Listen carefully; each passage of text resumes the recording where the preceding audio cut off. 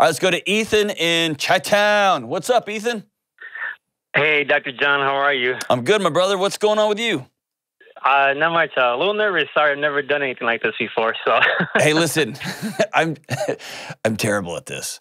And so when people hear it, they'll be like, who is that guy? And they're talking about me, not you. So you're good to go, man. So what's up? Okay, good to know. I am a first responder in Chicago. What's your gig, man? And I'm a police officer. Excellent. Yep, your typical beat cop. There we go. Hey, I'm grateful for you, man. Thank you.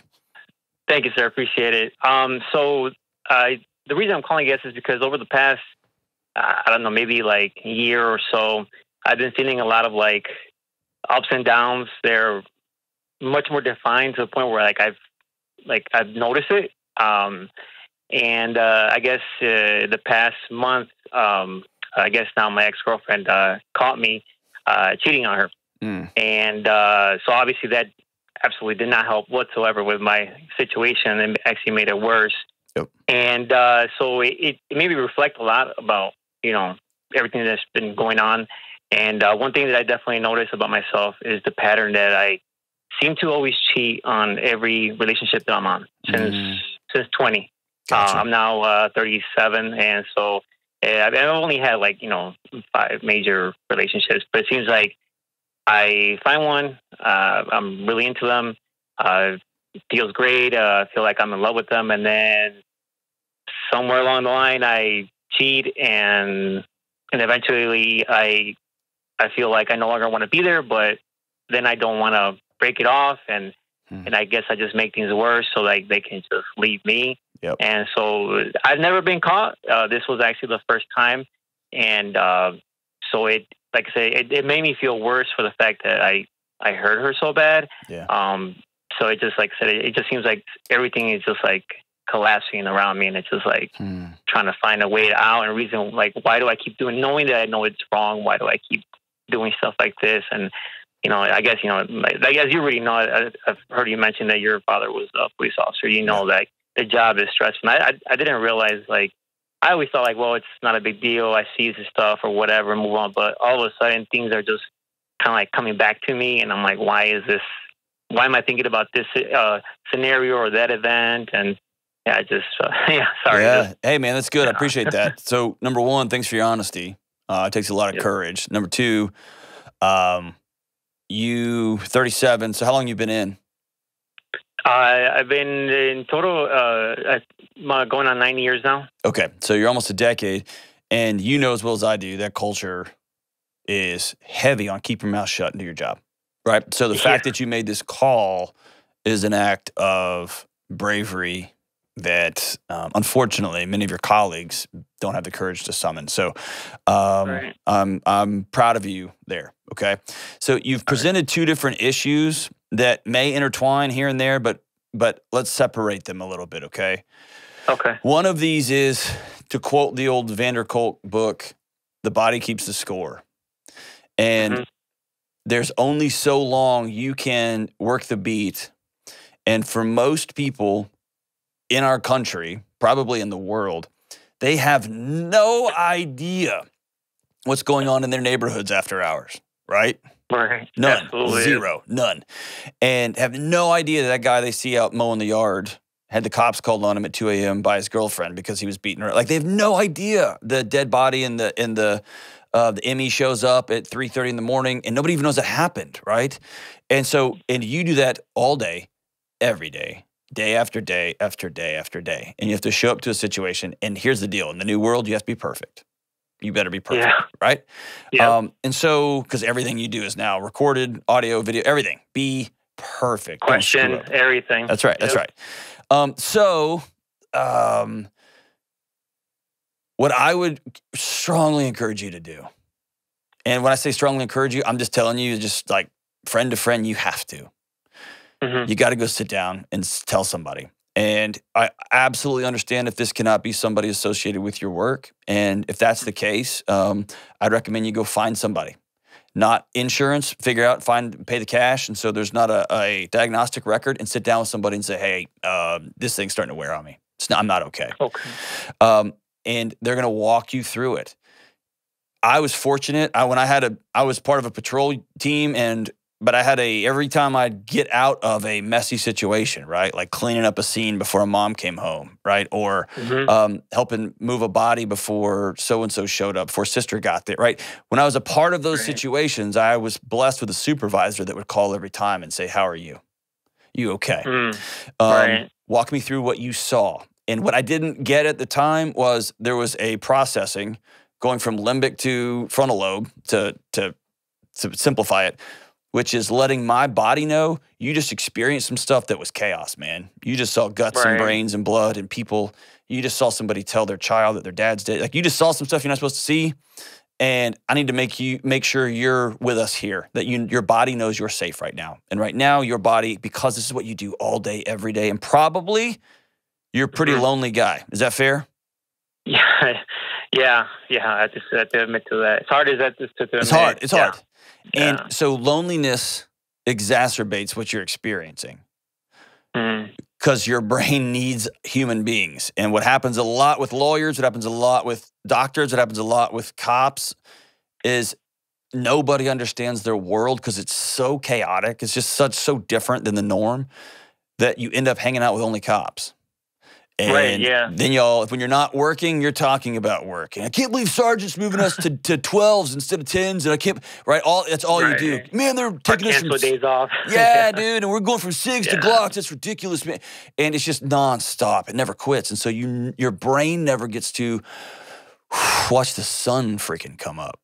Or to talk to even when I try to hang out with like civilians or non-cops, they always ask me those stupid questions, you know, like, you ever shot anybody? I'm like, dude, absolutely. Yeah. It's tiring. It is. And so the re-entry program, when you meet people, they're going to ask you those dumb series of questions. The worst is when veterans come home, right? Did you kill anybody? Did you shoot anybody? Right? And you get that all the time too.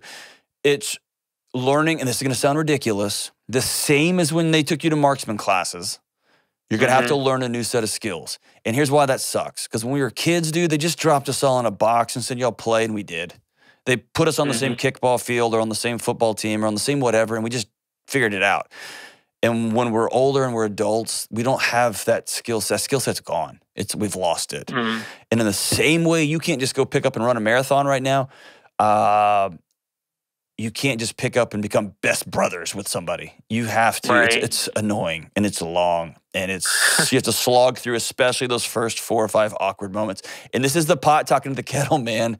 I'm a lonely guy too, right? I'm having to practice friendship, and that sounds stupid. All right. So that's number one. Number one is you got to go talk to somebody. Okay. You are ripe for making a poor decision. Because your body's trigger is really, really tight right now. Okay? Okay. You're going to not show up. You're going to miss a call. You're going to go sit down, and all of a sudden you've been in the restaurant having a burger on shift for 45 minutes, and you've missed 3 calls in the car, right? It's going to happen, right? Right. Or you're going to get on scene, and you're going to snap at somebody who's just trying to figure out how they can do the next right thing. That's my fear. It is, right? And so I'm telling you, your body's getting close. And I want you to go talk to somebody, okay? Hopefully you have a sergeant that has passed along how important this stuff is, and that y'all have a culture in your unit of being open and this stuff not coming back to bite you during annual reviews or get you put on a desk for a time. Hopefully you've got a supportive, but most police departments in the country don't have that yet. They're getting there. People are moving, and there's a lot of shifting and changing, and it's beautiful to see, but most people aren't there yet. If it's not, go see somebody. Here's part 2. How long have you looked in the mirror and said, I'm not enough? Your whole damn life. Since I can remember. Where'd you learn that? Who told you that?